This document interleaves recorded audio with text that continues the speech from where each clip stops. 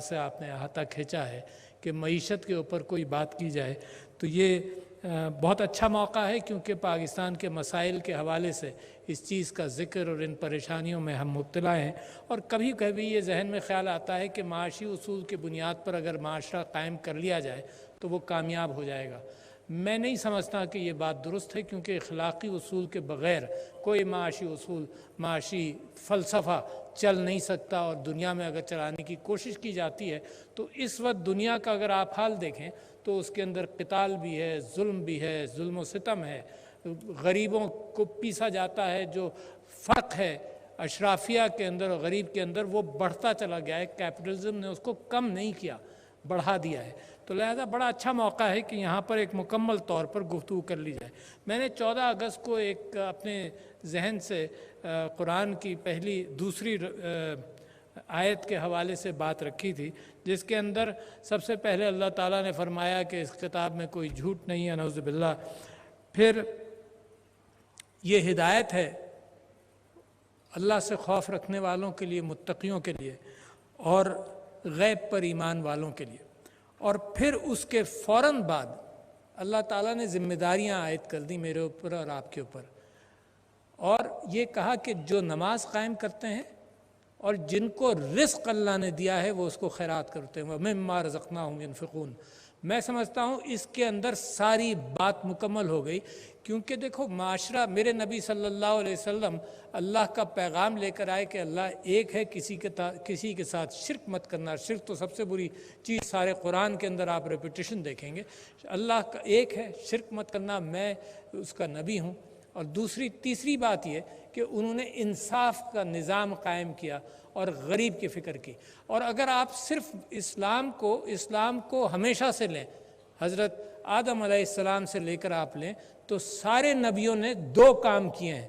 میں اس پر مصر ہوں آپ کے ساتھ کہ صرف 2 کام کیے ہیں سب سے زیادہ۔ ایک تو یہ کہ انہوں نے انصاف قائم کرنے کی کوشش کی، اور دوسرا یہ کہ غریبوں کا خیال رکھا۔ صرف 2 کام، باقی ریاستیں بعد میں بنی ہیں۔ ریاست مدینہ کے اندر جب لوگوں نے یہ کام بہت بڑھا دیا اور تعداد بڑھ گئی تو پھر ریاست وجود میں آئی کہ اس کو آرگنائز کر لیا جائے۔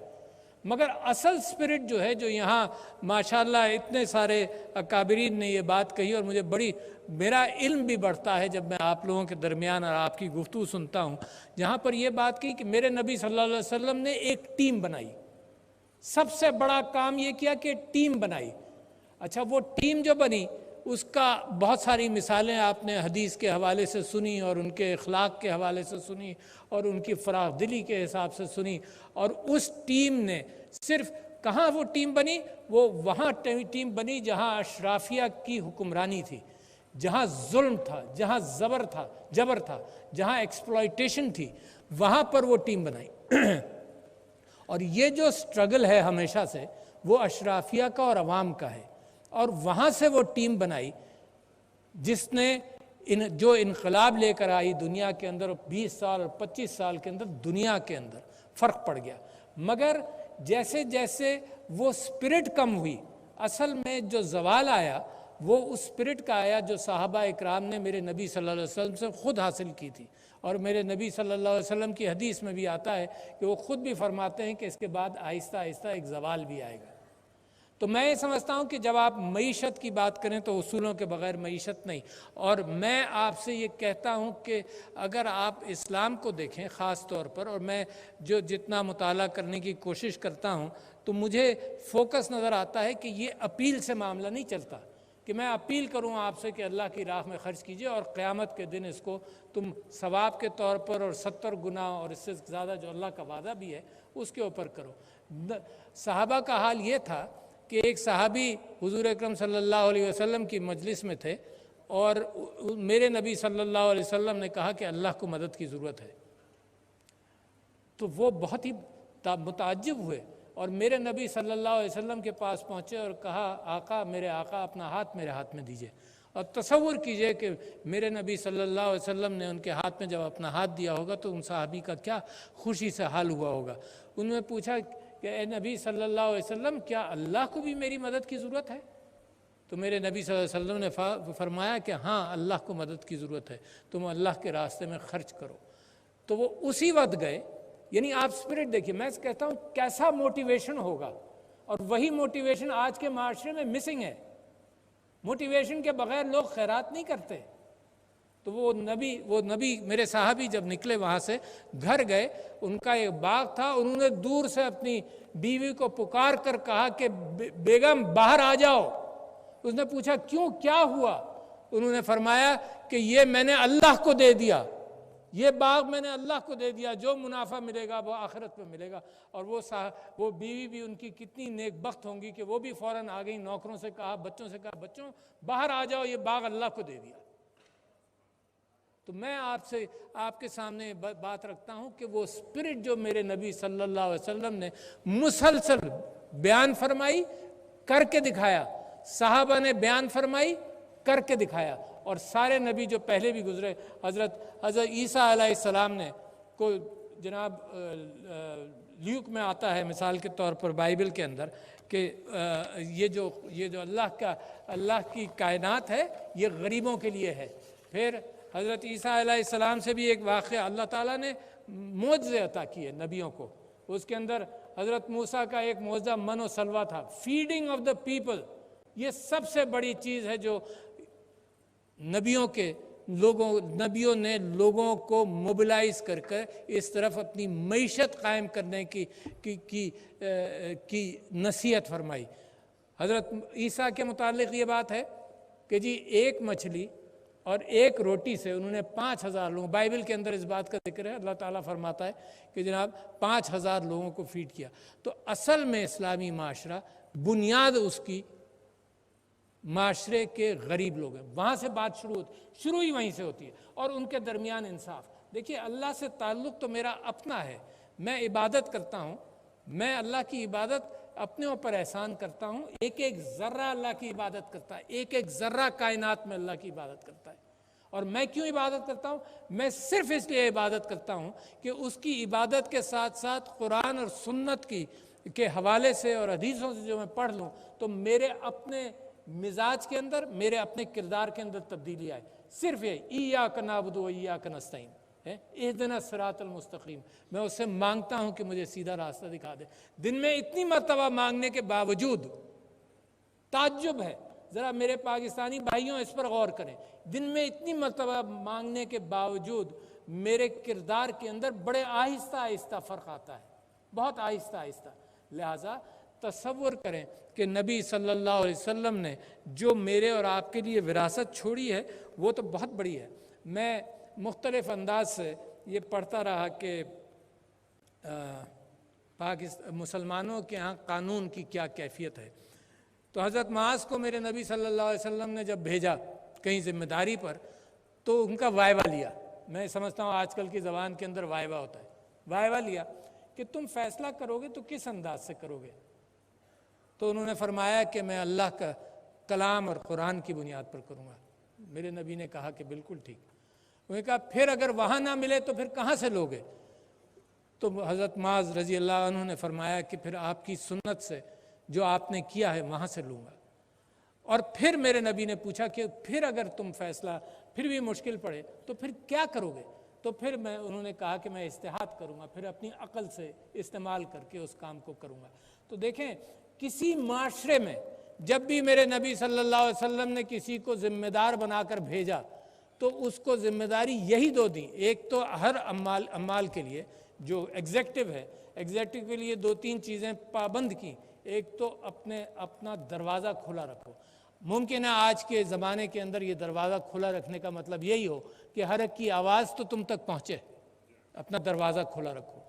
دوسرا، بہت سارے لوگوں کے لیے جو ایگزیکٹو گئے انہوں نے کہا کہ اپنا سٹینڈرڈ آف لیونگ وہاں کی عوام کے ساتھ کرو، جو حضرت عمر بن عبدالعزیز کی بڑی اچھی مثال ہے کہ بڑے رئیس آدمی تھے، ان کی بیوی بھی بڑے رئیس خاندان سے تھیں، جیسے ہی وہ خلیفہ بنے، پہلے تو وہ بننا نہیں چاہتے تھے، انہوں نے کہا کہ جی خلیفہ نے لکھ کر دے دیا تھا، خط بند کر کے دے دیا تھا جس میں میرا نام تھا، میں اس سے بری الذمہ ہوتا ہوں، میں آپ سے کہتا ہوں کہ آپ بنائیے۔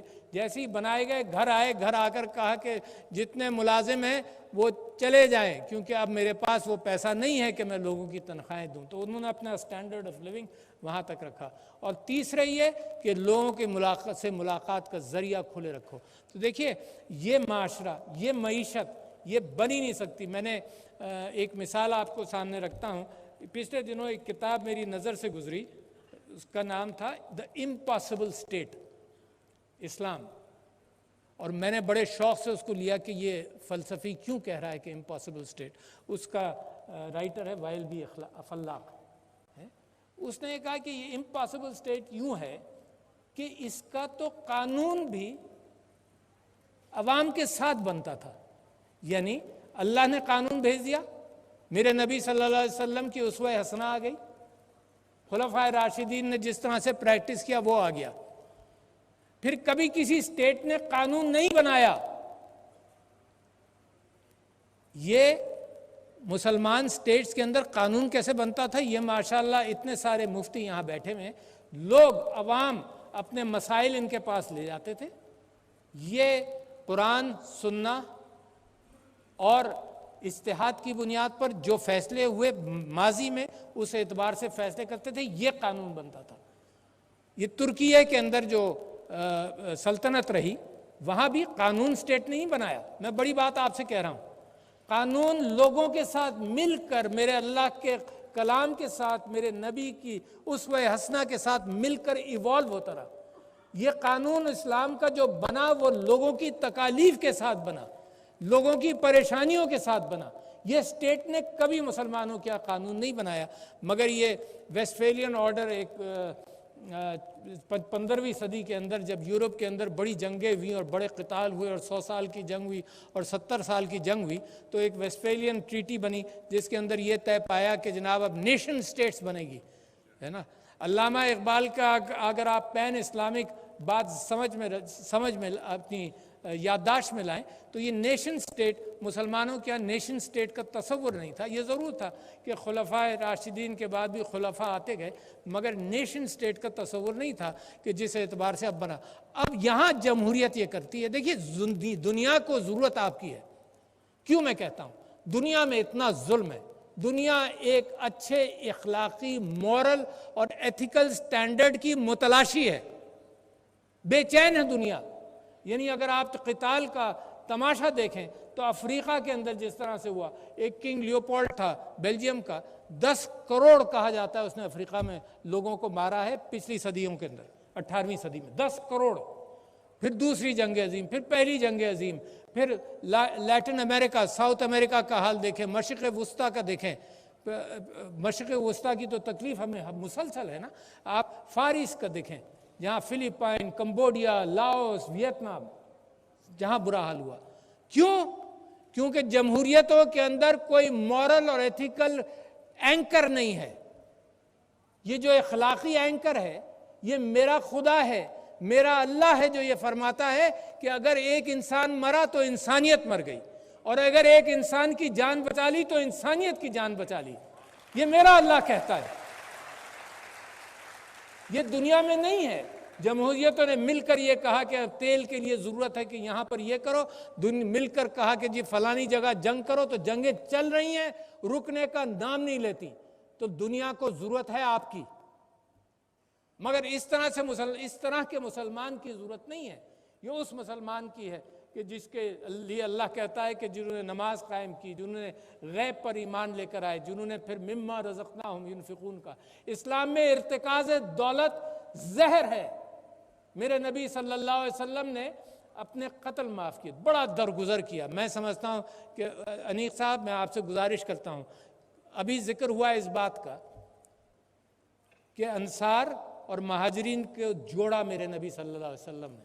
قومیں جڑ کر بنتی ہیں، قومیں نفاق میں، قوموں کے اندر جب تفریق ہو قوم نہیں بنتی۔ تو میرے پاکستانی بھائیوں، بغیر جڑے ہوئے قوم نہیں بنے گی۔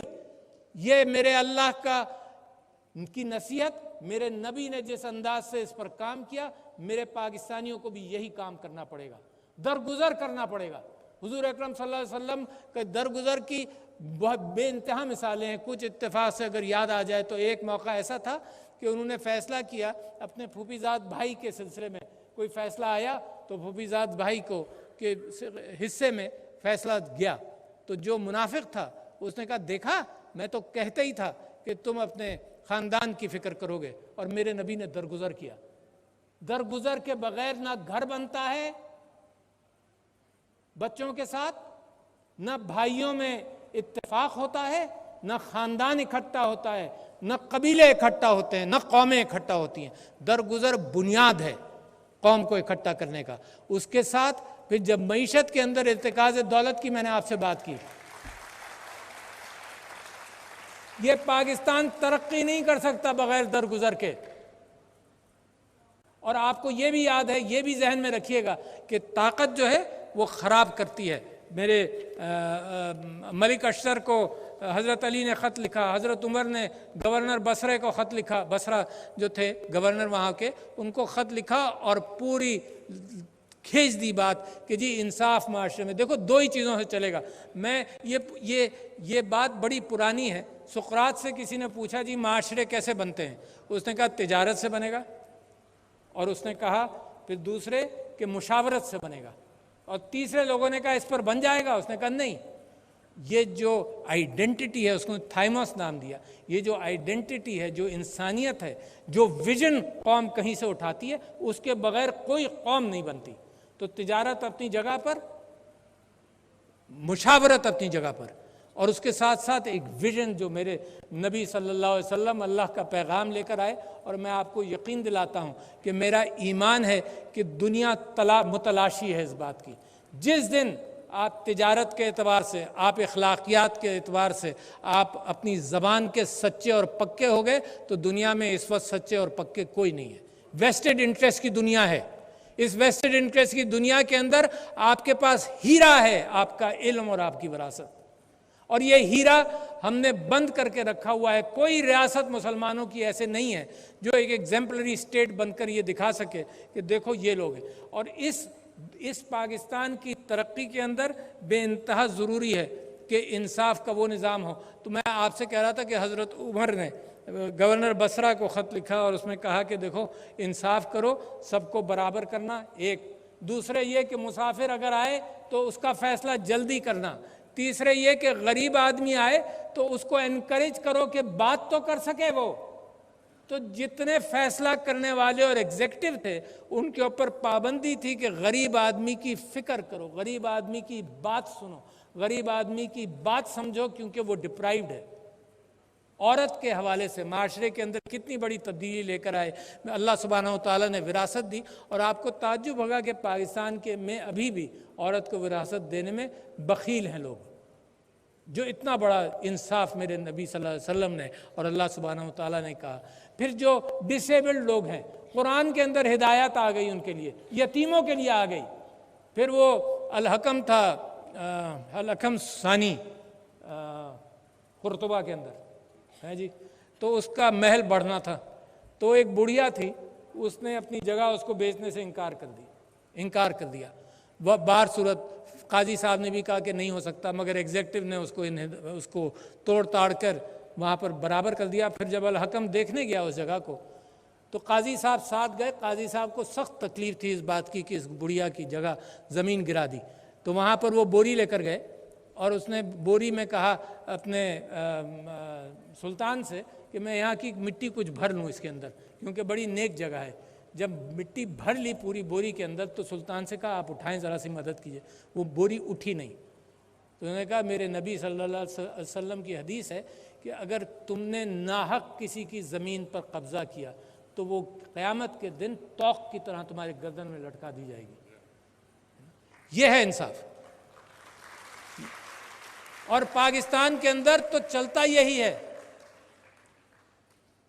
کہ قبضہ سچا اور دعویٰ جھوٹا۔ تو دیکھیں، میں آپ سے یہ گزارش کرنا چاہتا ہوں، میری بہنیں یہاں پہ موجود ہیں، یہ پاکستان بن نہیں سکتا جب تک ہم غریب غربا کو ساتھ لے کر نہیں چلیں گے۔ یہ پاکستان بن نہیں سکتا جب تک ہماری بہنیں معیشت کے اندر کام نہیں کریں گی۔ اب تو زمانہ بدل گیا، اب تو امیزون کے اعتبار سے گھر بیٹھ کر یو کین کنٹریبیوٹ معاشرے کے اندر۔ حضرت عمر کا قول تھا، کسی نے پوچھا کہ جی اسلامی ریاست کیسے ہوگی، تو انہوں نے کہا کہ اسلامی ریاست یمن سے عدن تک ایک عورت زیور میں لیس جائے اور اس کو یہ خطرہ نہ ہو کہ کوئی اس کو راستے میں کوئی پوچھے گا یا کچھ لے لے گا۔ تو میں بہنوں سے کہتا ہوں یہ تو مردوں کی ذمہ داری ہے کہ معاشرہ وداؤٹ ہراسمنٹ بنائے، مگر میں آپ سے یہ بھی کہتا ہوں یہ ہو نہیں سکتا۔ قائد اعظم محمد علی جناح کہتے رہے، میرے نبی صلی اللہ علیہ وسلم، بی بی Khadija was a business woman, اس سے بڑی مثال کہاں سے ملے گی؟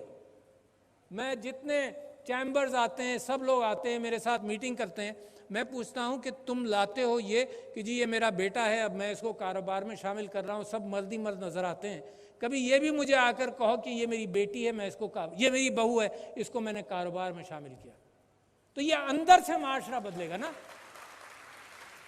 یہ صرف نصیحتوں سے نہیں بدلے گا، یہ جینوئن باتیں ہیں، اس کے اندر خوبصورتی ہے، اس کے اندر یہ کیفیت ہے کہ سب سے زیادہ ہراسمنٹ فری جگہ کون سی ہوگی سوائے میری بیٹی کے لیے میرا دفتر، سب سے زیادہ ہراسمنٹ فری ہے، سب سے زیادہ سیف ہے۔ تو لہٰذا پاکستان کے اندر یہ چیزیں جو اسلامی تمدن اور اسلامی معاشرے کے لیے ضروری ہیں ان کو لایا جائے۔ پھر انصاف کے بغیر نہیں ہوگا، پھر یہ تورات کے اندر سے یہ اسلامی قانون چل رہا ہے an eye for an eye, a tooth for a tooth مثال کے طور پر، مگر میرے نبی صلی اللہ علیہ وسلم نے، حضرت عیسیٰ نے دوسرا ایک رحم دلی کا جذبہ دیا، انہوں نے کہا جی کوئی ایک تھپڑ مارے تو دوسرا گال حاضر کر دو تاکہ معاشرے کے اندر تناؤ ختم ہو۔ میرے نبی صلی اللہ علیہ وسلم نے اپنے قبیلے کے جتنے قتل ہوئے تھے وہ معاف کیے، یہ معاف کرنے والی چیزیں ہیں، مگر قرضہ معاف نہیں کیا، انہوں نے نماز جنازہ نہیں پڑھی کسی کی جب تک قرضہ اس کا اتارا نہ گیا، اور یہ ایک پرنسپل لے ڈاؤن کیا کہ معیشت کے اندر ارتکاز دولت نہیں ہوگا، معیشت کے اندر اگر قرضہ لیا جائے گا تو واپس کیا جائے گا، معیشت کے اندر جیسے ابھی ہمارے بزرگ نے یہ فرمایا کہ اسلام نے تو بنیاد بدل دی نا کہ یہ پراپرٹی میری نہیں ہے، یہ پراپرٹی اللہ کی امانت ہے میرے پاس، یہ جب بنیاد بدل گئی تو اس کا مطلب یہ ہے کہ پھر ارتکاز نہیں ہو سکتا، اور ارتکاز آپ آج کل ہر طرف دیکھتے ہیں، یعنی اگر کوئی زمینیں بکنی شروع ہوتی ہیں تو لوگ خرید کر انویسٹمنٹ کے لیے رکھ دیتے ہیں، جن کو ضرورت ہے مکان بنانے کی ان کے لیے قیمتیں بڑھ جاتی ہیں، یہ ارتکاز ہے۔ دیکھیے دولت کس کو کہتے ہیں؟ دولت محنت کی فلوئڈٹی ہے، یعنی میں فرض کرو 4 گھنٹے محنت کر کے میں بازار میں جا کر یہ نہیں کہوں گا کہ جی مجھے آدھے گھنٹے کی محنت کے مجھے 5 آلو دے دیں، مجھے محنت کے روپے مل جاتے ہیں، اس زمانے میں سکے تھے، روپے مل جاتے ہیں، یہ ایکسچینج کا دور بن گیا، مگر اگر اس کو میں رکھ لوں اپنے پاس تو محنت کو میں نے منجمد کر لیا۔ اس وقت ارتکاز دولت جو ہے یہ میں نے آپ سے جیسے کہا کہ یہ زہر ہے، سرکولیشن آف منی۔ تو میرے نبی صلی اللہ علیہ وسلم نے کبھی قرضہ معاف نہیں کیا، قتل معاف کر دیے اور درگزر کیا بہت ساری چیزوں میں، مگر سرکولیشن آف ویلتھ کو اہمیت دی۔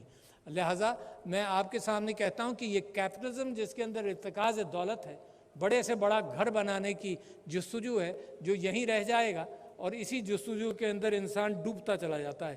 اور دوسری بات جو میں نے آپ سے کہی کہ انصاف، اچھا انصاف کے اندر میں نے کہا eye for an eye, tooth for a tooth, Hazrat Musa کی اولڈ ٹیسٹمنٹ سے بھی، اور حقیقت یہی ہے کہ یہ آیا اور اسلام نے بھی اس کی اجازت دی، مگر درگزر کرنے کو اہمیت دی۔ اللہ تعالیٰ پسند فرماتا ہے، میں نے ایک جگہ اس حدیث کو کوٹ کیا کہ میرے نبی صلی اللہ علیہ وسلم دوچھتی پر چارپائی پر آرام فرما رہے تھے، انہوں نے کروٹ لی تو مسکرا رہے تھے، جب مسکرا رہے تھے تو میرے حضرت عمر رضی اللہ عنہ نے ان سے پوچھا کہ میرے آقا میری جان اور مال آپ کے اوپر قربان، کیا بات ہے، کیا انداز ہے گفتگو کرنے کا، یہ کنٹمپریریز تھے مگر کیا اپریسیشن تھا، میری جان اور مال آپ پر قربان، آپ مسکرا کیوں رہے؟ تو میرے نبی صلی اللہ علیہ وسلم نے فرمایا کہ جب میں سو رہا تھا تو فرشتہ مجھے جنت دکھانے لے گیا، بڑی خوبصورت جنت دکھائی اس نے، پھر اس کے بعد اس سے بہتر ایک درجے پر لے گیا جہاں اور بھی خوبصورت تھی۔